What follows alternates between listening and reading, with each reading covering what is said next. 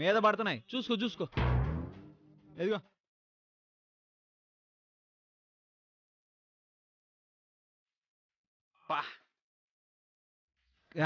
కడుపు నిండా తినేసరికి ఎంత సుఖంగా ఉందరా. అవునరా శివ, ఇవాళంటే మన ఇంటి భోజనం ఇంత రుచిగా ఉంది. ఆ రుచి భోజనాది కాదురా, ఆకలిది. ఆహా, ఉదయం నుంచి కష్టపడి ఒళ్ళొచ్చి పని చేసావు కదా, ఆకలి కేకలేసింది. అంత ఆకలి మీద ఉన్నప్పుడు తిన్నావు కాబట్టి అంత రుచిగా అనిపించింది. నిజమేరా, అందుకేరా పనులు చేసుకునేవాళ్ళు సద్దన్నం మిరపకాయ తింటుంటే వీటితో ఎలా తినబుద్ధి అవుతుందా వీళ్ళకి అనుకునేవాణ్ణి. రే, అందుకే అంటారా ఆకలి రుచి ఎరగదు, నిద్ర సుఖం ఎరగదని.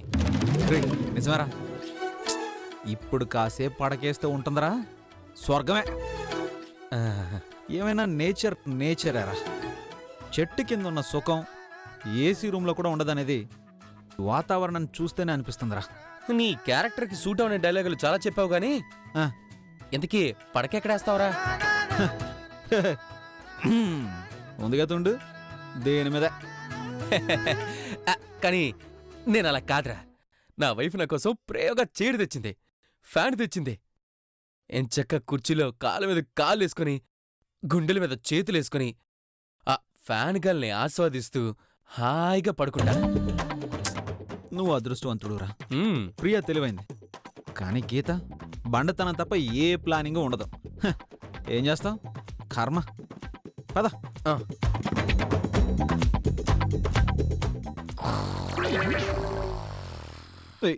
రే శివ, ఆ సౌండ్ ఏంట్రా?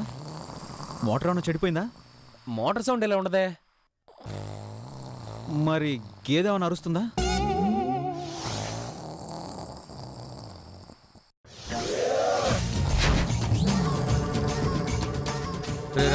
అది గేదెల సౌండ్ కాదురా. మరి అదిగో అక్కడ మా గేదె పెడుతున్న సౌండ్.